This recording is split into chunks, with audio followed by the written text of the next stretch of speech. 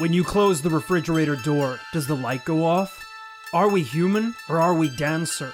All of these questions you can find the answer to on This Paranormal Life! Hello everyone and welcome to This Paranormal Life, the comedy paranormal podcast where every week we investigate a brand new paranormal tale, case, claim, beast, weapon, monster, man, and come to a conclusion as to whether or not it, he, them, they are paranormal or not. My name is Roy Powers and across from me is sitting Kit Greer, perched on his chair like Batman. I feel like we could have tightened up the intro a little bit. You think so? That was pretty much as fast as I can go. And that was like pretty high energy as well. Yeah, you're probably right. I think that's as good as we're going to get. I could do one more swing at it if you want. Yeah, it. Let's go. This is Paranormal Life! I don't think I said more energy. I think you said it could have been tighter. Right. That was like as high energy as I can go. Right.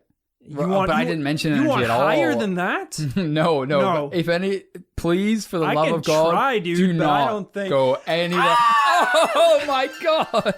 More? That was, no, I didn't say anything and you just said more. You're crazy if you think I can go higher than that, man. That was the sound of a bald eagle, I think. This is a comedy podcast hosted by myself and this guy here, Kit Greer. I already did this, actually. We already did the explanation, and then we did it 3 more times. Welcome to the show. If you're listening to the show for the first time, one thing about us is we don't like to piss about at the start of the show. You guys came here to hear about the paranormal, and that's what we're going to do today. So let's just dive right into today's story. Kazbloosh. The year is 1955, and we're in Hollywood, California. About time. We don't spend enough time on the goddamn Hollywood Walk of Fame. We're usually in the swamps, in a moon cave, so it's nice to be in the sunny heart of America. The movie business in the 1950s is booming, with endless celebrities walking the star-studded streets of the city. Movies that would go on to be regarded as all-time classics were just being released. Sunset Boulevard, A Streetcar Named Desire, Vertigo, Some Like It Hot. Wow, can you imagine being there that time? Oh my God. Soaking it up. But one movie and one actor was being praised more than any other. James Dean. Of course. The GOAT. 1955 had just seen the release of Rebel Without a Cause, in which Dean starred as the troubled teenager Jim Stark. Probably his most iconic role of his unfortunately short-lived career. Wait, what? Oh, don't you know? But James Dean had 2 great passions in his life: acting and car racing.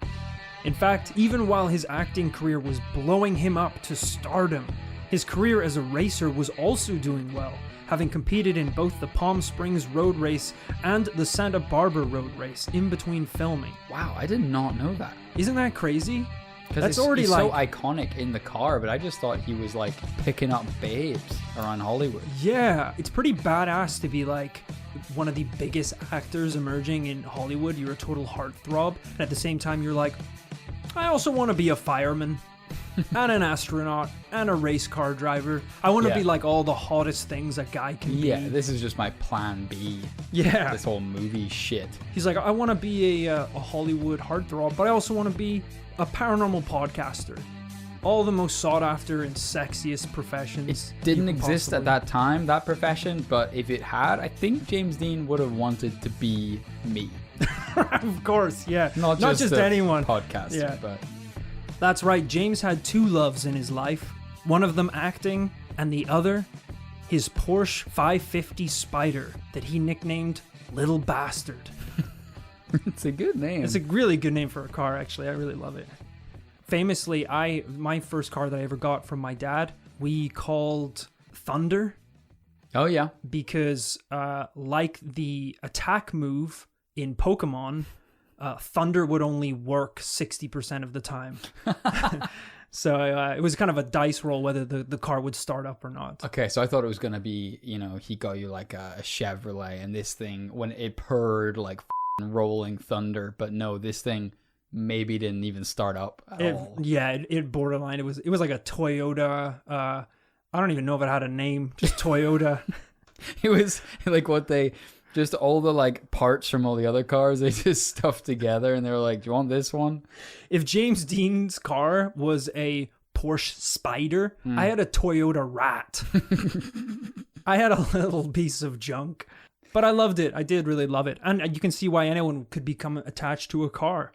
Dean had got the car while filming Rebel Without a Cause and immediately fell in love with it. He wanted to upgrade the car and make it truly unique, so he called a man named George Barris to customize the Porsche. After adding tartan seats, 2 red stripes, and the number 130 to the side and front of the car, it was almost ready. The final touch?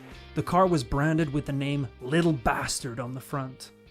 Would you like to see a picture of the car? I would love to see a picture of that. And James Dean looking like an absolute 10.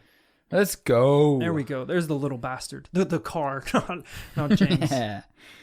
I'll tell you, they do not make them like they used to, folks. It's pretty small. It kind of looks like one of those cars that like rich white kids drive around their estates. What? You know, like the like a little tiny car built for a child. Oh. Yeah, I see. They're what like you're Kim saying. Kardashian's kids would drive. Okay, like a through little their electric mansion. thing. Yeah. I mean, there's actually in this photo there's actually some like, I don't know what they are. Looks like kind of Chevrolet trucks and, you know, kind of Oldsmobile looking thing behind it. This car is about half the height and probably like 3/4 the length of regular cars. Very small and little. I mean, that windshield is like, It's not doing much. it ain't doing much. You've no. got bugs in your eyes. There's a reason James Dean is famous for his literal cliff of a fringe. Yeah. It's a beauty. Wow. It is. It's a gorgeous car. Now, James Dean loved the car, but as we all know, what we love in life can hurt us the most. On September 23rd, 1955, 7 days before the accident, Dean met with actor Alec Guinness, who listeners may know as the actor who went on to play Ben Kenobi in the original Star Wars movies. No shit. Before they went inside a restaurant to eat, Dean wanted to show them his pride and joy. To the restaurant, he said, before we go in, I must show you something. I've just got a new car, and there in the courtyard of this little restaurant was I don't know what the car was, some little silver, very smart thing, all done up in cellophane with a bunch of roses tied to its bonnet. And I said, how fast can you drive in this? He said, I can do 150 in it. And I said, have you driven it? He said, no, I've never been in it at all. And some strange thing came over me, some almost different voice. And I said, look, I won't join your table unless you want me to, but I must say something. Please do not get into that car.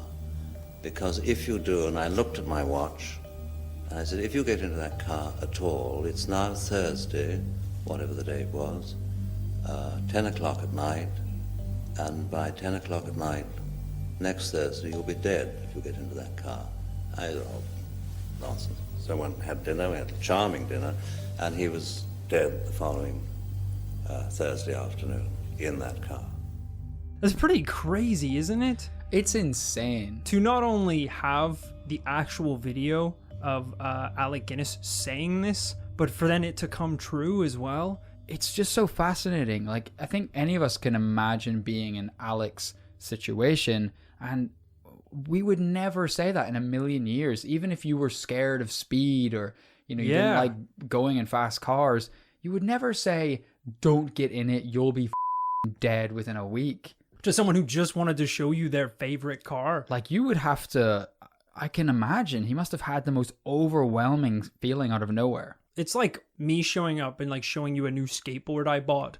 And it's like, within 7 days, you will fall and shatter your ass.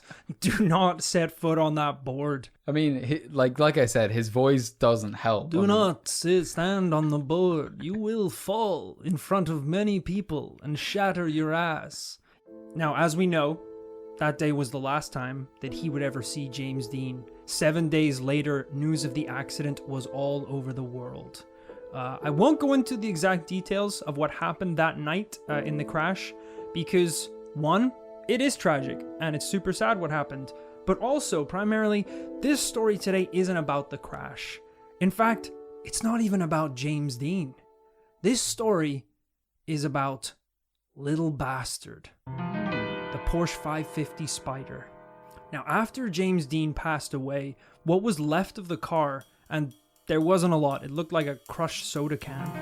It was bought by George Barris, the man who originally customized the car for Dean, which I thought was a nice touch. You know, just like, hey, I want to be the one to have the car. I was the one that made it for him. I did read that he allegedly wanted to sell tickets for people to come and see it, which is not that. So it wasn't nice. No, it's actually kind of no, it's not that nice. It's not nice at all. So George picked up the wrecked car and brought it back to his warehouse. But while he was loading it off the trailer, the car slipped, falling on a nearby mechanic and breaking his leg. Oh, shit. I know. Now, as I said, the car itself looked like someone had curb stomped a can of tuna, but certain parts of the car were salvageable. For example, the engine of the car and the drivetrain was sold to Troy McHenry and William Estrid, two racing fanatics who took those parts and actually built them into their own cars. I guess as like a tribute to James Dean. Yeah, that's kind of interesting because I would have thought this thing is intrinsically valuable, I guess, because it's a Porsche. But right, it seems as if it's more like James Dean made this thing invaluable. Yeah. Because surely most cars would just be, thrown in a scrap heap after a crash like that. Definitely, yeah. I think the fact that these guys are race car drivers, this is more seen as like, I want a piece of his car in my car. I'll carry the spirit of the little bastard while I drive. I get it. However, during a race against each other, Little Bastard would strike again. While racing, McHenry lost control of his car, spinning out wildly until colliding with a tree, killing him instantly. Holy moly. To make matters worse, Estrid's car suddenly locked up on a turn, rolling over and leaving him seriously injured. So you're saying two different drivers who took two separate pieces of Little Bastard? Two different drivers who took two different pieces, raced each other, and both basically exploded. Wow. Yeah. That's pretty fascinating. I mean, it's pretty brave to take parts of any crashed car and incorporate them into your pretty much perfect machine if you're racing it at that level. I mean, the analogy kind of breaks down once you start applying it to like other objects. Like imagine there was a terrible plane crash that your friend died in. You were like, you know what? As tribute to him, I'm going to build a plane with the parts in that shitty plane that killed him. It's like, no, something went drastically wrong. Forget it. It's what he would have wanted. I'm going to take that exploded engine, number 4, and I'm going to put it on my plane. Yeah, it's a terrible idea. Imagine if your friend broke their spine and you were like, as tribute, I will have their spine. It's like, no, you won't. It's a bad spine. It's not good. It's not going to tribute to anything. It's a terrible idea. I mean, there's also like, it definitely reminds me of kind of other extreme sports.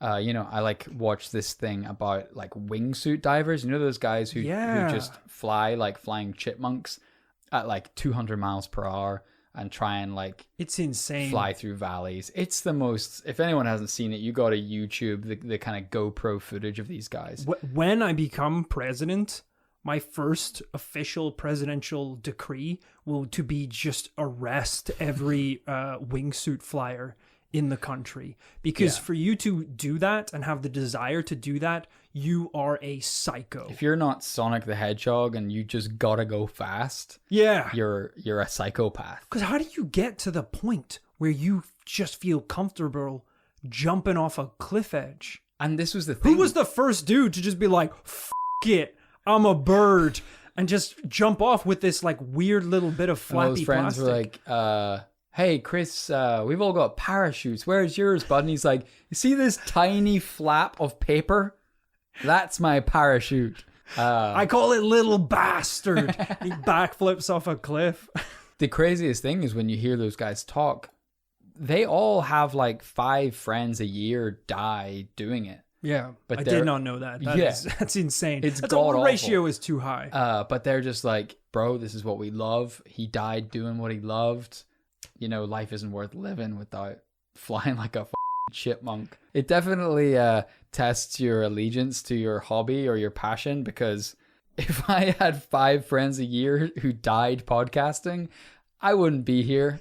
It would be, the odds would be way, way, way too dangerous. Yeah, I'm not doing that. I'll find a different job. The accident raised a lot of eyebrows. These were 2 competent drivers. Could this have something to do with the parts to James Dean's car? Despite fears that the crash could have been something to do with the parts of Little Bastard, George Barris went on to sell 2 tires from the car, which were untouched in Dean's accident. Come on. Untouched in an accident? There's an oxymoron. I think it's more still usable rather than untouched. Mint condition, brand new, out the box. I mean, to be fair, he had only driven for like a couple days before the crash. Yes, he was like breaking in the car. But not long after, the new owner had them installed in the car. The 2 wheels simultaneously exploded. Is this thing made out of origami? What is this car made of? Sending the vehicle spinning off the road. That is insane. Did the driver at least live? I think this driver lived. Okay. There was no mention of death. And he said, you know what, as tribute to myself. It's if the only part of your car that came from James Dean's Little Bastard is 2 wheels that both simultaneously explode, you know what the problem is. Put the old wheels back on. The old wheels were fine. It's kind of funny because, like, we've covered on this podcast before previously, like, the curse of King Boy Tutankhamun, a case where arguably there wasn't that much evidence for anything bad really happening in the wake of it. A lot of kind of loosely connected illnesses and deaths over the years. Yeah. But it became such a famous curse. Whereas it seems like in this story, everyone who came into contact died instantly in a fiery ball of flames, but no one even thought that there was any connection at all. Yeah, this is the exact opposite. Yeah. There was a very clear paper trail of what's going on right here. It was at this point that Barris realized the car was too dangerous to be sold off. So he kept what was left of it locked away in his workshop. But even that wouldn't stop Little Bastard from executing its wrath. Years later, 2 thieves broke into the workshop. Hey, keep it down, asshole. I'm just trying to get in the damn window. Help me shimmy down.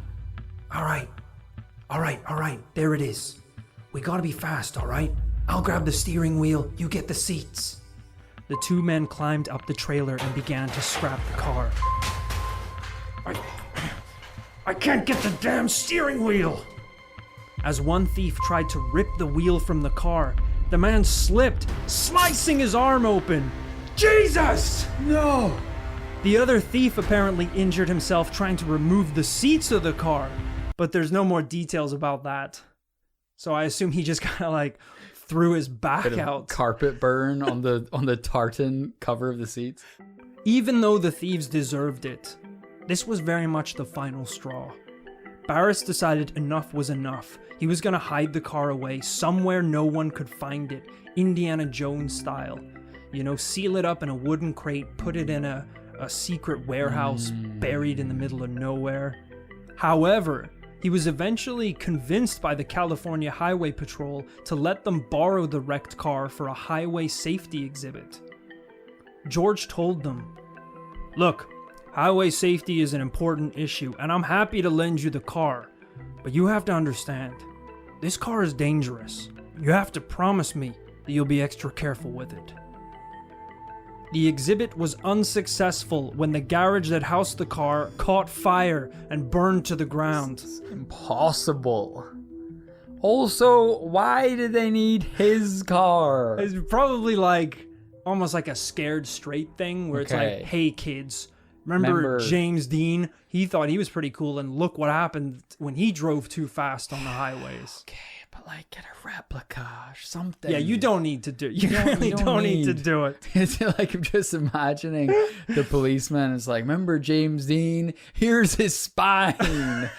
Like, oh, Jesus. It's like you don't need it to be that authentic. No, absolutely not. Just tell the story. Whether brave or very foolish, they pushed forward and did a second exhibition at a local high school. This is a terrible idea. This car is gonna hurt someone. You know it is. It just caught fire in a barn. Better move it to the high school. This is like someone putting on like an anti-terrorist demonstration at a high school, and it's like, we're gonna need a bomb. We're gonna need a real bomb that just didn't detonate. Let's just get a member of Al Qaeda in to talk about their methods. But we have to be extra careful with them. You're asking for trouble. Something's obviously gonna go wrong. This is insane. It's like hosting a seminar against animal cruelty, and as part of the exhibition, you have a abused, malnourished donkey going buck wild, and you just set him free to be like, look what it does to the beast. And it's hoofing kids. You've introduced the thing you're warning against. You've introduced the problem. It's a safety demonstration against the risk of wildfires, and you start by setting fire to the building. Is this funny to you, children? The car allegedly fell off the display and smashed into a nearby student who suffered a broken hip. I mean, at this point, it's just like a kid walked by the car and the engine said something racist. It's like, yeah, whatever it can do. It's an evil car. We've got that. We've established that. It is, to the fullest extent, a little bastard. He couldn't have been more accurate. Wow. Yeah, it's insane. We investigated before on this case. I believe it was the Golden Eagle, which was referred to as the most haunted car in America. But all it would do was just randomly open the doors while the people were driving. It's pretty bad. That's pretty bad. Up there. It's not crashing on a child or exploding in a barn for no apparent reason. I mean, it's kind of terrifying in a different way, the idea of a car that just simply doesn't want you in it. Yeah. Rather than a car that's like just hell-bent on destruction of all kinds. The Golden Eagle just felt like it didn't want to be driven. This car wants to kill. It is bloodthirsty. It's an agent of chaos. It is the Joker. Yeah, if it had a horn, it would be like a horn that's also a wispy laugh. So it would like fall on the kid and be like, James Dean wouldn't have driven it if that was the horn. That was the horn. Whizzing down the highway, you're just like, hey, move it, asshole! Oh my god. It's the worst car person ever. As if all of this wasn't enough. While being transported on the highway, the truck carrying the car lost control. What? It caused the driver to fall out and somehow get crushed by the little bastard after it fell off the trailer. I don't believe this.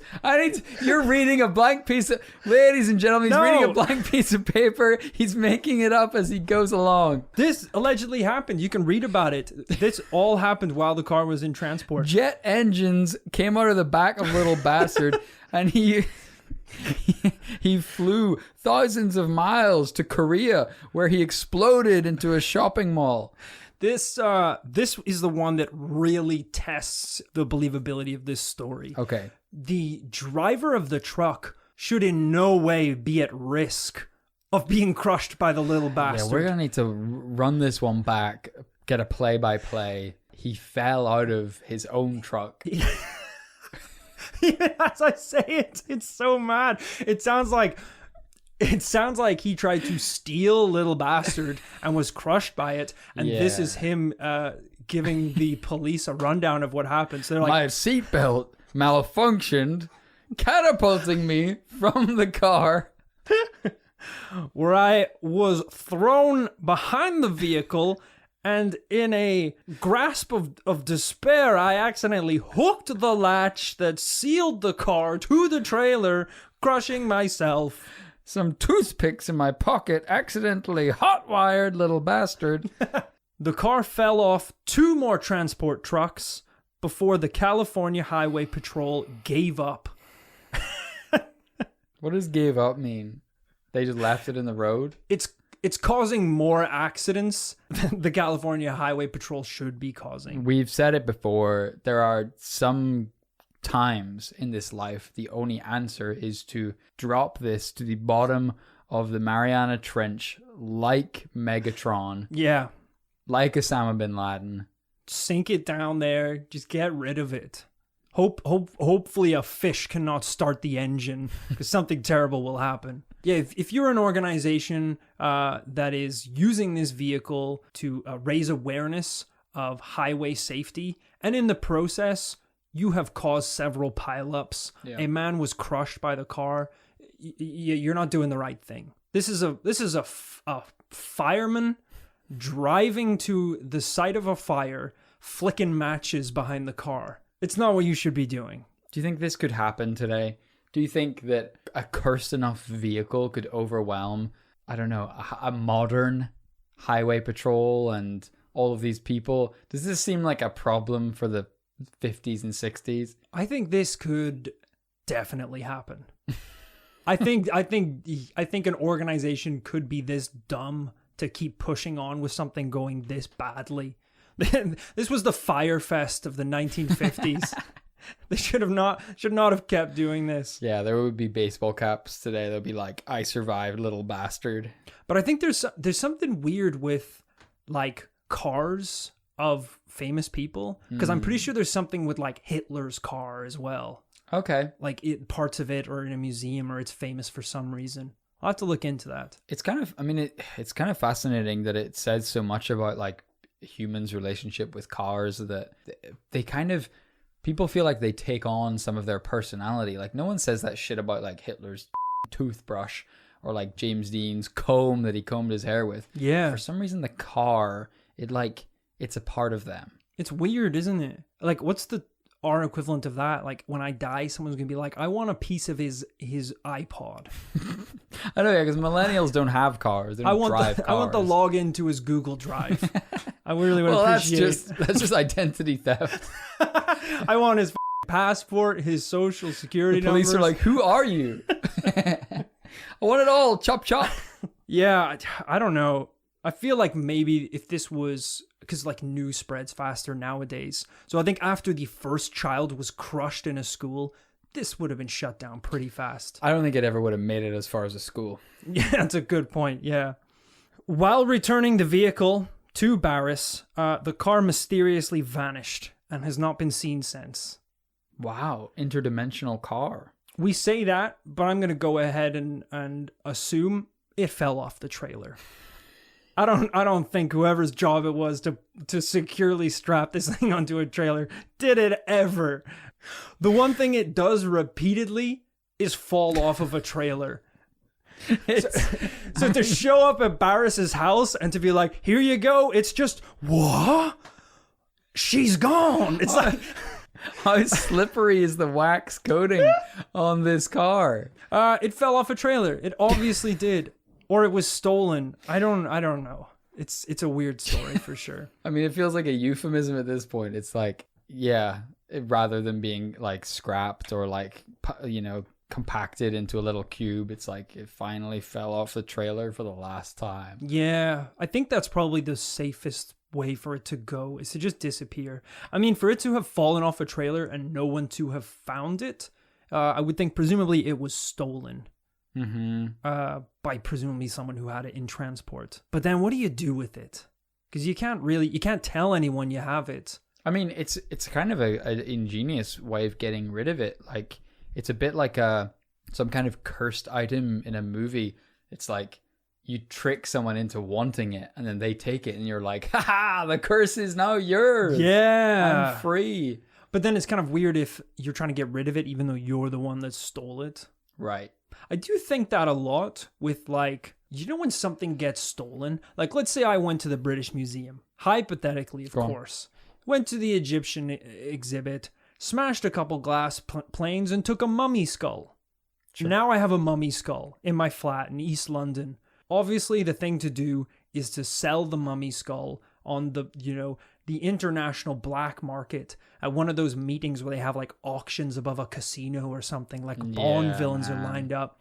But how do you get to that point? Right. Are you if you got no connections? Yeah. Are you just calling up guys, be like, I have a mummy skull. You're striking off phone numbers from a Yellow Pages. Yeah, you're just calling random dudes. Are you wealthy? Would you be interested in the skull of a pharaoh? Yeah, it's got to be hard to, like, I wouldn't know where to start. Well, that's what they say about like the like art fraud world, is that if someone steals a priceless painting, it weirdly narrows down the amount of people who could have done that, because you would have to be so well connected to launder a priceless painting that everyone knows is stolen. That is priceless. There is like 5 people on earth who could pay you enough money for that thing. Yeah. They have to be already deeply established. And if you called up a billionaire and you were like, you're going to want this dude, it's actually pretty famous. Yeah. He's like, it was him. Whoa, what? I thought you were cool, man. Like, why would they ever want to just buy this famous piece of artwork that then they can never show anyone? Yeah. It's a very weird world, isn't it? There is an odd threshold you cross where you steal something too valuable. 100%. It is the word priceless. It's like not sellable. Look, we don't need to dance around it. I took the mummy skull and Right. I can't move. I can't shift it for love or money. So if anyone's listening anyone to out this there- podcast, this is If we're going to any honestly, museum directors, this whole thing, the James Dean thing, it really, I don't even care for it at all. It was really just a way to get to the mummy skull, because it's taking up room. It's taking up room and it's annoying. And I'm actually starting to hate it a little bit. And if I can't sell it, I'll smash it. So if anyone wants a mummy skull, just get it. I'll do like $20 for really, the thing. And it's like a couple thousand years old. there's no. It's like a priceless. I think there's actually a jewel in the forehead. You could. How did you get in? They have a pretty sophisticated security system. One word, nighttime.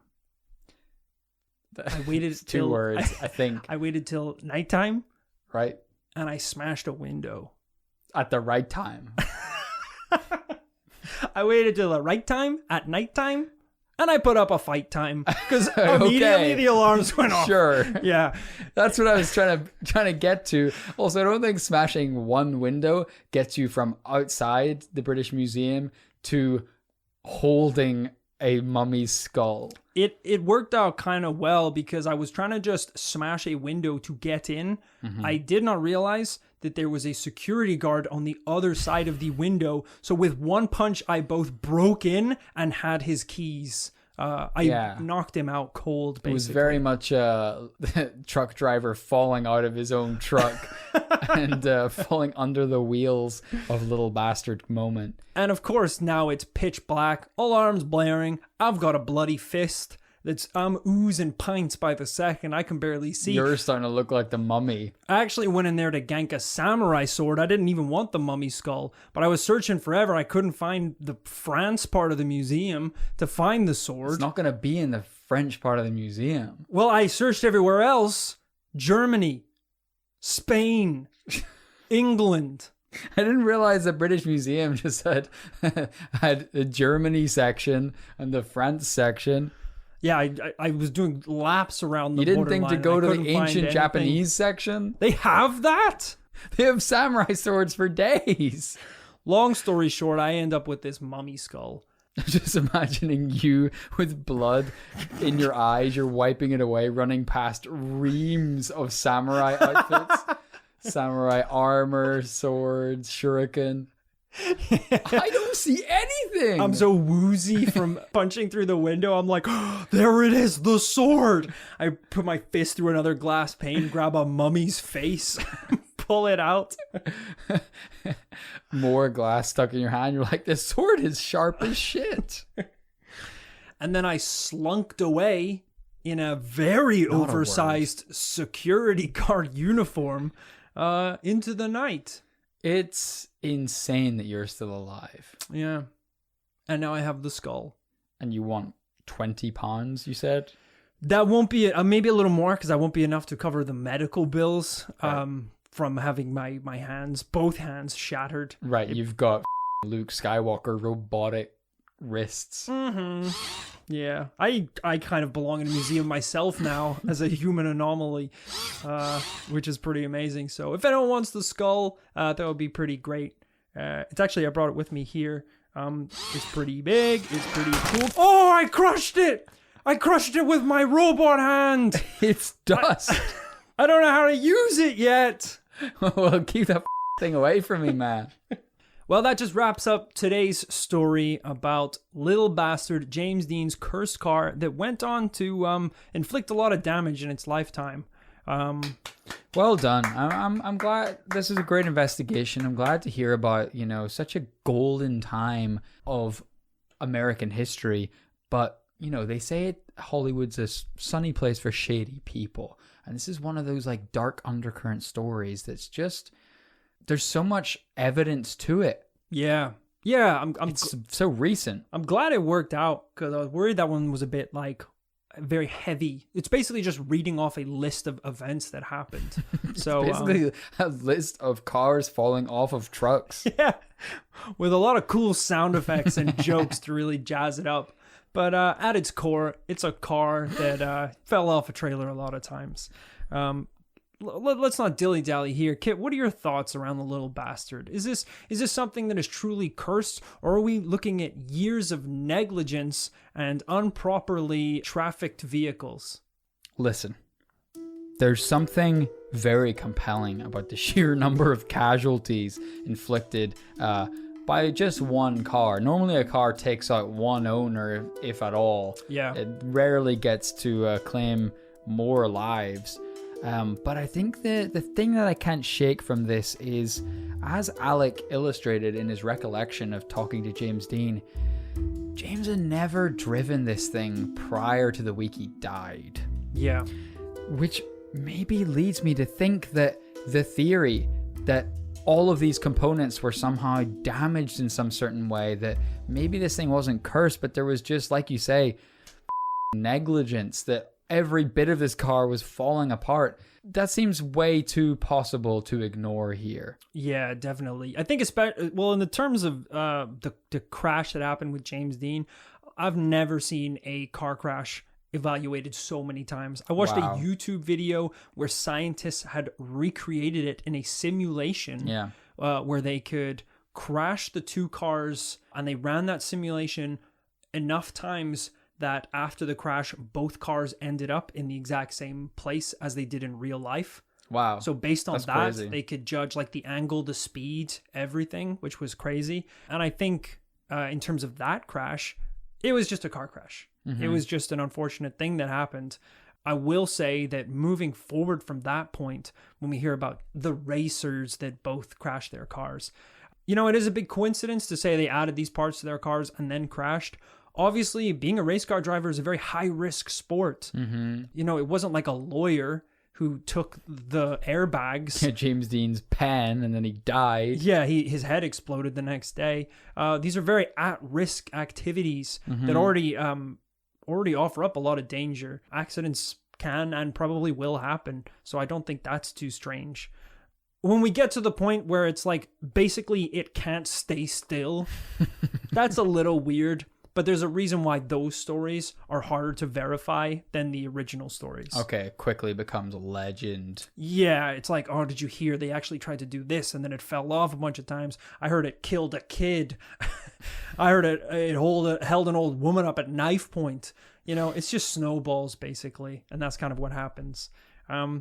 What are you thinking? Are we looking at something paranormal here, or is this just a dangerous car? Can you imagine the policeman going to the family's house and being like, I'm so sorry, I have news about your son Jimmy.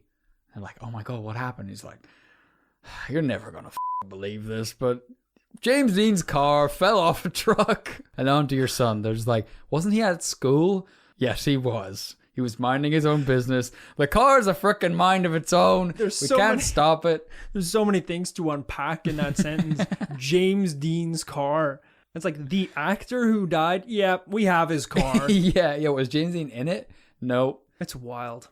I don't think there's enough here to say that this is truly paranormal. I think you're quite right. We've got either plain old happenstance mixed with some amount of faulty goddamn mechanics, mixed with the active imagination of a world of James Dean fans that created a pretty neat but pretty probably not true paranormal legend. Yeah, so I think this week it's going to be a double no. The little bastard is not paranormal.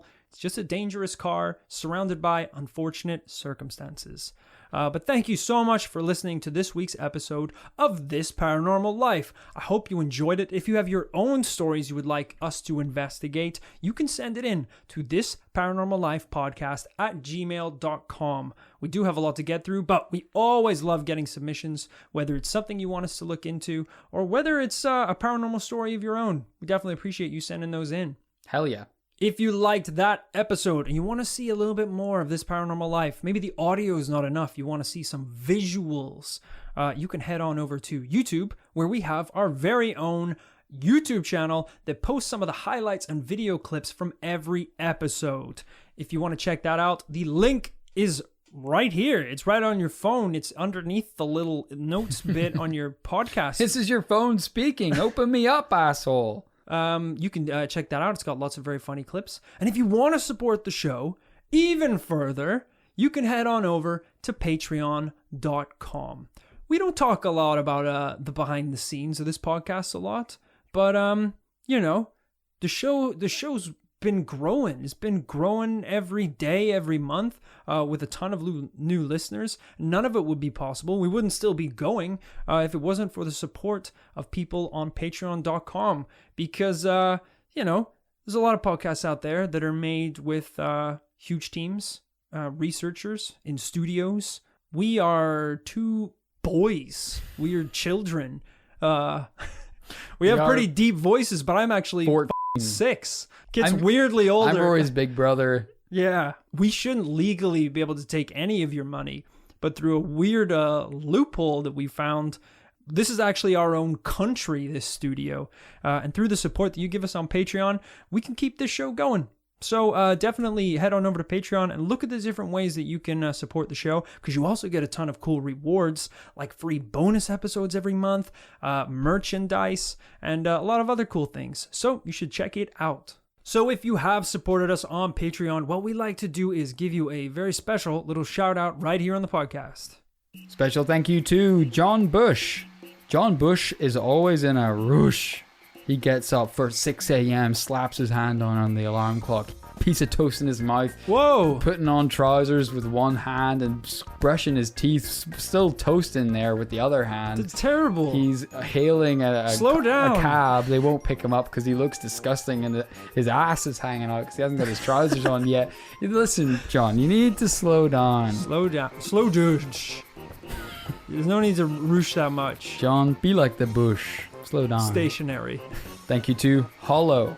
Hollow is the #1 writer for emo music because they are empty inside. So all of their songs are like, I'm so hollow, I got nothing inside of me except for darkness. Darkness. They might actually be a cryptid, now that I think about it, because that's a pretty weird... They talk about their horns a lot. It's not really a song either. It's a bit more like a satanic chant. Yeah, we might have to look into that. Thank you to Caitlin Ward. Caitlin, congratulations on your award for the #1 Patreon for the podcast. That is right, for the $2 million that you give us monthly, you're being rewarded with this ceremonial. It does look like gold. It is not. It's just plastic, really. We couldn't afford any better one. So we have a plastic golden... It's actually not even plastic. It's actually a type of mud. A shiny mud. Yeah. So if you would like this shiny mud, we don't actually have like a ribbon or anything, so we're just going to throw it at you. We're going to throw mud at you. We're going to throw mud at you. Thank you for the money, though. Thank you to Kyle Farrell. Kyle likes to go feral, mostly at the weekends. Love it, brother. He just clocks off on a Friday at 5 p.m. Everyone says, hey, you coming for a beer at the pub, Kyle? And he says, rawr, rawr, rawr. At this point, he's already ripped off his clothes. He really should have waited to leave the office first. He took a bite out of a can of White Claw. That's how much he's going to rage. He's going to go wild like a beast. I love it, Kyle. Thank you to Stephen Fake Knee. Stephen has a fake knee. That's right. It looks like a knee. It even feels like a knee, but behind the skin, it's a White Claw. What? That's right, the alcoholic beverage White Claw has actually replaced his kneecap, so he can get a buzz on anytime, anywhere. Is it a one-time thing, or is this thing like refillable? You can rechargeable? refill it. Not Okay. well, but anytime any of his friends are thirsty, he just says, "I've got exactly what you need," and then he just knees him in the side of the head with the White Claw. The thing explodes. They barely get a drink in their mouth, obviously, because it's more of an I'm attack. imagining a kind of Popeye situation where anytime he needs to party, he just like Pops the claw. pops it and it goes in a big cartoon kind of fountain into his Yeah. pipe. One gulp, and he's trash. And he's arguing with a bouncer outside a club at 1 a.m. Thank you to Beckett Goodman. You know what they say about Beckett? Always a goodman, never a good man. Oh. He's a bad person. Oh no. Have they done crime or just mean? He just does kind of weird, mean things like, you know, around Christmas time, he'll go around to kind of toy shops and he'll buy up all the most popular toys so that no kids can have them. Oh, that is real. Yeah, that's super mean. Not a crime, but very mean. Weird time to be mean as well. Christmas. He's the Grinch. Did I mention he's the Grinch? Thank you to Hannah. Hannah, I'm in need of a katana, and I've searched everywhere in the British History Museum. So I'm just if gonna- you do have one, You might be able to skip Hannah's recommendation here. Have you tried the Japanese exhibit? it's on the list. But first, I'm gonna swing by Italy, South America, North America, Right. and Canada. Because it sounds a bit like I Katana. raise my sword to thee, I believe is their national anthem. So yeah, they probably have a sword in there somewhere. Okay, good luck with that. Thank you to Jumpmaster. Jumpmaster was actually the early Japanese working title for Super Mario. Before they thought they'd turn it into something a little bit more, you know, full of character. Jumpmaster has a bit more of an intense vibe. I'm into it. I'd like to play the original Jumpmaster game. You would think, but the plot did revolve around, he wasn't a good guy. There was a lot of like stomping. It was weird, man. Stomping on children's presents around Christmas time. He was a real kind of little... It sounds like Grinch. another person, that supports the podcast. Thank you to Andrew Michael. Andrew Mike's Hill. That wasn't a sentence. You just said words weird. Hannah was a great illustrator, and her best friend Mike lived on a hill nearby, and she painted a really good picture. Andrew Mike Hill. You're really reaching with this Andrew one. Mike's Hill. What? Andrew Mike's Hill. Hill. So Mike has a hill and Andrew it? Did I stutter? I think so. I did, yeah. actually. A couple times, yeah. Thank you to Beth Marcus. Beth Marcus runs a meth circus. Oh. This is where you see the most acrobatic meth heads doing the most death-defying stunts, all while smoking that sweet crystal. You gotta be pretty cranked up to attempt the sort of things they're doing. We're talking about tightrope walking, where there is not only no safety net, there's no rope. They just jump off the top. It's a freakish athletic stunt. You ever seen an elephant do blow through its trunk? We're talking juggling machetes where the knives have no handles. It's all knife. Thank you to Ifrael Perez. Ifrael, I've been to Paris, to Berlin, and every exhibit I've been in, my heart is looking for swords. I'm sorry, you flew to Berlin and Paris? You didn't think to go to Tokyo? I went to Tokyo. It was my connecting flight to Africa. You gotta be kidding me. Find You gotta be kidding me. an authentic samurai sword. So and I you could not know find the it. word samurai. You gotta know that's the Japanese language, bud. Samurai, katana. An authentic Nihongo sword. So you know the word for Japanese. So I went to Addis Ababa in Ethiopia for some sushi to really get in the spirit of this hunt. I arrived in Istanbul and I said, "Katana wa doko desu ka?" And sure, it was a Japanese guy I spoke to, and he said, you're way out of your depth. Thank you to Kirby Bondi. Kirby Bondi's got a Furby body. Oh no, that's not some good. kind of god-awful human experiment where the head and limbs of a human, but the torso of a Furby. Oh, so human legs, but a Furby middle, but then a human head? It's truly as terrifying and horrible as it sounds. I'm sorry to say, Kirby. But Take you the must batteries agree. out. Take the batteries out. Let it die. Thank you to Sam. Sam just did a pretty cool thing, actually. By not providing a second name, he just gave a shout out to every Sam that listens to this podcast. Wow, that's kind of a goat move. Yeah, so because you didn't mention who you specifically are, shout out to all the Sams out there who listen to the show. Thank you for your support, Sams. Thank you to Lady Dylan Hoffman. I didn't realize you could actually just give yourself the title Lady. I don't think you can. I thought you had to earn the title. Yeah. But I'm going to start going forward. Gentleman Kit. Oh, are you sure lady isn't being used in this context as like the equivalent to lord? To be a lord or to be a lady? You know, so you have to have some... Did you have to own land? Is that it? Lady, we've got enough royalty in the commune. We do not need any more ladies. We do not. That was poorly worded because there's a lot of men in the commune and we're trying to even out the numbers. We want more of like a 50-50 split. We need more women, but we don't need more Royalty. royalty. That's the best way to word it. Thank you to Dan Waterfield. Dan has a field of water and asked me what he grows. What? Fish! I don't think you grow them. And he harvests them too. Whenever you say field of water, do you mean like a lake? Yeah, if you want to get technical, it's a lake. And he farms every single day with a rod and a hook and some string. So he's a fisher? He harvests the ocean, the fish from the ocean, yeah.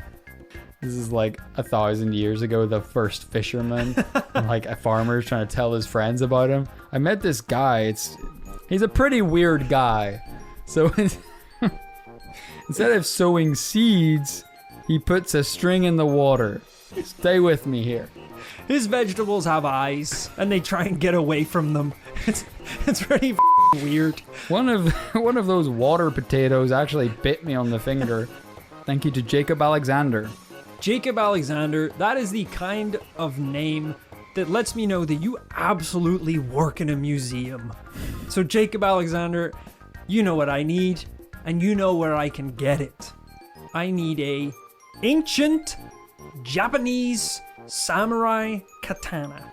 And I don't have the faintest clue for where to start. Okay. So I'm going to need you to point me in the right You just direction. said ancient Japanese, so surely. It's like a phrase. It's just like something, a throwaway Surely thing. you know. Like an American sports car. But I don't even know where to go to get one of those. Germany? You're absolutely killing me here. Japan? Absolutely killing me here. Thank you to Daniel Parkins. Come on down to Daniel's Theme Parkins, where every ride is your last. Come on in, children. No, it's kids, stay back. We got to ask Daniel a few more questions. It will be Why the most is it my exciting last? time of your life. Your short life. Oh, There's one ride. It is incomplete. okay. What kind of ride is it? Is it a roller coaster? A fast one. Okay. Teapots. It's a fast one. I swing a hammer in your direction. Make sure you're strapped in. Thank you to Steve Vogelpol. Steve has a pogo pole. That's right, because he is the original protagonist of the game Jump Master. That's right, it was... Before Mario, there was Steve Vogelpol. And he was trying to bounce to the moon to, I think, beat the Americans. And his famous catchphrase, it's a me, Steven. Even in the game, he didn't beat the Americans. That was a confusing bit. It was kind of a weird machine where it was mostly just to suck up quarters. It was like, you gotta beat those Americans if you want to get to the moon. Every pogo, You didn't even get close. And this thing didn't sell well in America. Absolutely not. And lastly but not leastly, thank you so much to James Williams. James Williams kills yams. He'll buy them from a store, unpackage them, and smash them with a hammer. Interesting. I don't know why he hates them so much. It's another bad theme park. Yeah, that's the one of the many rides in the theme park is the Yam Smasher. Yeah. Where kids, it's kind of like whack-a-mole, but the moles don't move, and the moles are yams. And that, ladies and gentlemen, might be our dumbest shout out yet. Thank you so much to everyone who supported the show. I hope you enjoyed this week's episode. As always, we will be back next Tuesday with a brand new paranormal tale. And until then, always remember, folks, to live fast, investigate, and die young, baby. Yeehaw!